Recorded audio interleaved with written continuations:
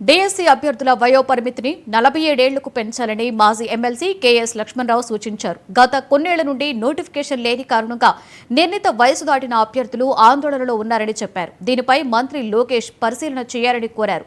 తెలంగాణలో డిఎస్సీ అభ్యర్థుల వయోపరిమితి 46 ఏళ్లకు పెంచారని ఆయన గుర్తు చేశారు. డిఎస్సి నోటిఫికేషన్ సంబంధించి ఈరోజు ప్రభుత్వం వయో పరిమితిని 42 ఏళ్ల నుంచి 44 ఏళ్లకు పెంచుతూ ఉత్తర్వులు ఇచ్చింది. కానీ విచిత్రం ఏంటంటే 2018 డిఎస్సికే 44 ఏళ్ళు ఉంది. ఇప్పుడు కొత్తగా పెంచాల్సినటువంటి పరిస్థితి లేదు.